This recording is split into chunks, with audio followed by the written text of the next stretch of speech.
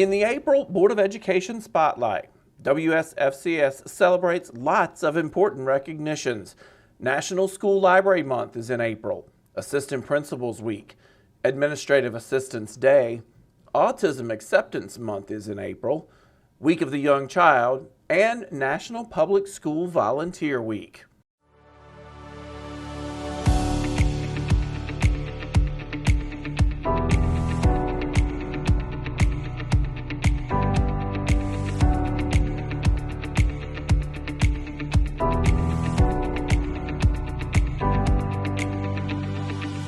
So that's maybe somewhere we can start. Do you want to look at some of that? This began back in August of 2020.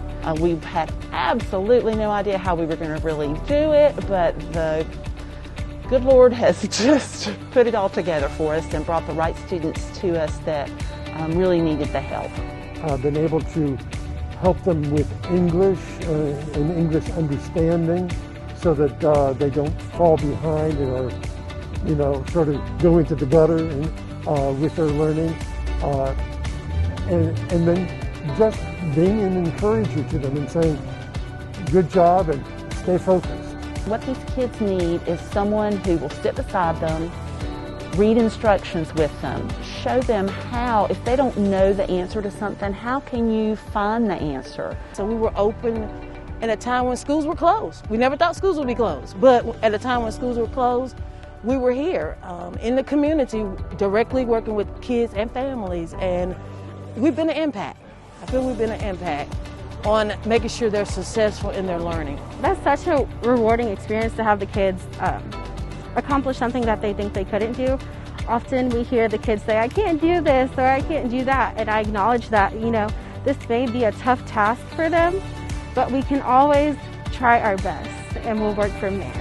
There's more numbers, more crests and more troughs. Oh, yeah. I would love to see what are the remote learning centers to become a community learning center, and being able to take this model where we've realized that there's kids that could just use some help, and it's not, there's lots of needs. I know kids that need specialized skill sets that the teachers and the other education team has, but also kids that just also need a supporting hand. Do you like to draw or paint? It is a beautiful opportunity to walk alongside somebody, to be a cheerleader. That's my favorite part, to be able to be a cheerleader for students. What we're finding is that, students don't really need tech support, they need people support. They simply need someone to help them and to love on them, honestly.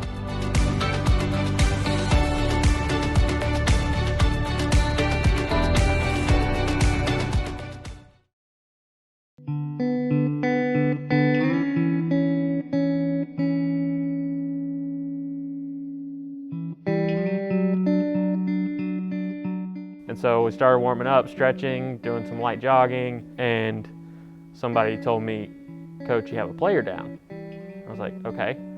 So I looked and, obviously it was Pablo.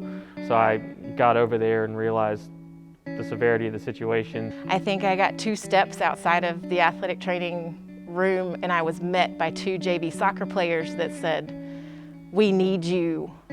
At the baseball field, one of our players has collapsed. And when I heard the word collapsed, I jumped up and ran towards the AED and grabbed it. As I was grabbing it, I saw she was already out the door running. I started running and was met by a varsity player who said, you should hurry, he's not breathing. That is a long way from the athletic training room to center field of baseball.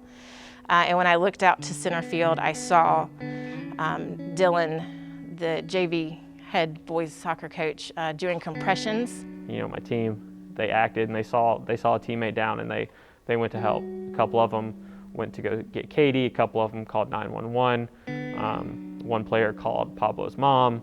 So they all just instinctively knew what to do. We got the pads put on him, let it analyze his rhythm. It advised a shock, so we delivered the shock.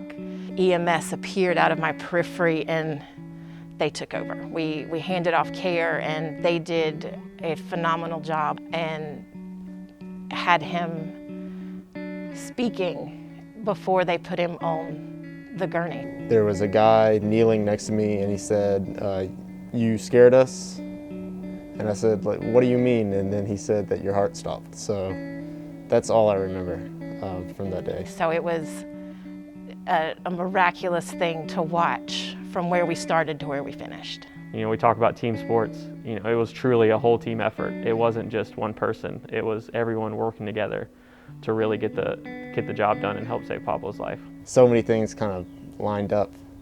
So I'm incredibly thankful for my friends who could recognize something was wrong so quickly.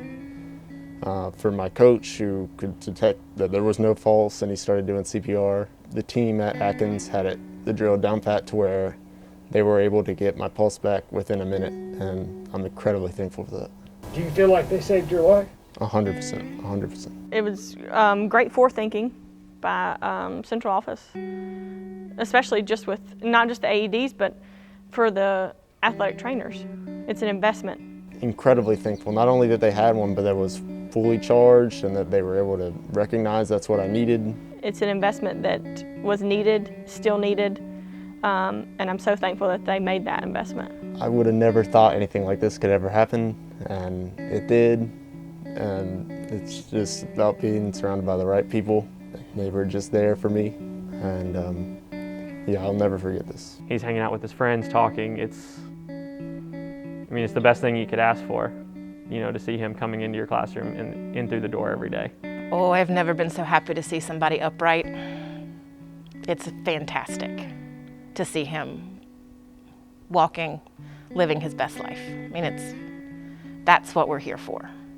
That's why we do what we do.